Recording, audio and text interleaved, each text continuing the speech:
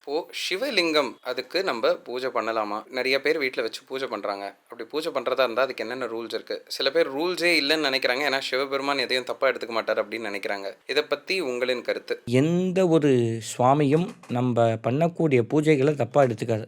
சரியா? நீ சுவாமிக்கு இப்படி தான் பண்ணணும் அப்படி தான் பண்ணணுங்கிற விதி சில சுவாமிக்கெல்லாம் சொல்லி வச்சுருக்காங்க. அதையும் தாண்டி ஒரு பூஜை இருக்குன்னா அதுதான் ஆத்மார்த்த பூஜை. மனசார நம்ம இவ்வளோ பேசுகிறோமே, சிவபெருமான் பார்த்து பார்த்து அசுரர்களுக்கு தான் அவ்வளோ வரத்தை கொடுத்துருக்காரு. ஏன் போய் அசுரர்களுக்கு கொடுக்கணும்? மனசார சிவனை உருகி தவம் இருக்காவா. அதனால் மனசார உருகுனா அந்த தெய்வமானது நமக்கு வரத்தை கொடுக்கும். இதில் சிவனை பற்றி நீங்கள் கேட்குறது கரெக்டான விஷயம். சிவபெருமானை வீட்டில் வச்சு பூஜை பண்ணலாமா?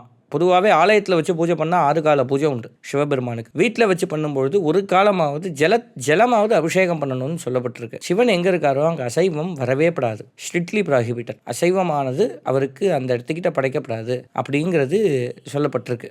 சிவன் மயானத்தில் தான் ஏற்கனவே இருக்காரு. அப்படி இருக்கும்போது அவருக்கு ஏன் அசைவம் படைக்கக்கூடாதுன்றது நம்ம சொல்கிறோம். கரெக்டாக கேட்டேன். அதாவது இப்போ நீங்களே இருக்கேன் இல்லை நானே இருக்கேன்னு வச்சுங்கோ. காலைல தூங்கி எழுந்திரிக்கும் பொழுது ஃப்ரெஷ்ஷாக எழுந்திரிப்போம். பல் தேய்ச்சிட்டு குளிச்சுட்டு ஃப்ரெஷ்ஷப் ஆகிட்டு சுவாமியை பிரார்த்தனை பண்ணுவோம். பைக் எடுத்துகிட்டு அப்படி வெளில போகும்போது அதே சாத்வீகத்திலே நம்ம போவோமா? கிடையாது ஒல்லியோ. திடீர்னு யாராவது குறுக்க வருவா, நம்ம கோவமாகும். அதே சாத்வீகத்தில் இருக்கக்கூடிய நம்ம எதுக்கு கோவப்படணும்? அந்த இடத்துக்கு தகுந்தபடி அந்த கோவமானது இருக்கும். சிவனுடைய கோவமெல்லாம் ரொம்ப பயங்கரமாக இருக்கும். ஒரு இடத்துல ஒரு ரூபமாக அவர் காட்சி தரார்.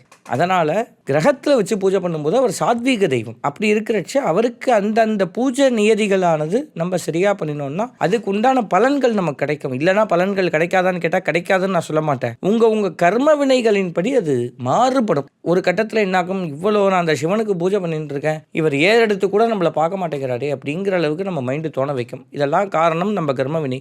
நம்ம பூஜை முறைகளை சரியாக பண்ணினோம் அப்படின்னா அதுக்குண்டான பதில்கள் டக்குன்னு கிடைக்கும். சிவனை பூஜை பண்ணோம்னா டேரெக்டாக நம்ம சிவன் நம்மள்ட்ட இது பண்ண மாட்டார். சிவகணங்கள் தான் முதல்ல வரும். இப்போ பூஜை பண்ணுற ஆள் இவர் பூஜை பண்ணுறாருனா இவரை சுவாமி கிட்ட பூஜையை ஏற்றுக்க சொல்லலாமான்னு சிவகணங்கள் சொல்லணும். ஏன்னா அவள் தான் சிவபெருமானுக்கு பேட்ரோல் மாதிரி, செக்யூரிட்டி கார்ட்ஸ் மாதிரி. அவள் அங்கே அப்பீல் பண்ணாதான் அப்புறம் மேலிடத்துக்கே போகும். அதனால சிவபூஜைங்கிறது ரொம்ப நியமனிஷ்டையான பூஜை. ஒன்ஸ் சிவபூஜை ஆரம்பிச்சாச்சுன்னா லைஃப் லாங் அந்த சிவபூஜையானது பண்ணிகிட்டே இருக்கணும். இடையில ஸ்டாப் பண்ணவே கூடாது. அவ்வளோ திவ்யமான பூஜை. இப்போ கேட்கக்கூடிய வரங்களை கொடுப்பாருன்னு நான் சொன்னேன் இல்லையா? கேட்கவே வேண்டாம், மனசால நினைச்சாலே போதும். அந்த வரங்களை பகவான் அப்படியே கொண்டு கையில் கூட கொடுக்க மாட்டார். இந்தாடா வச்சு கூடாது மடியில் தூக்கி போட்டு போயிட்டு நிற்க மாட்டார்.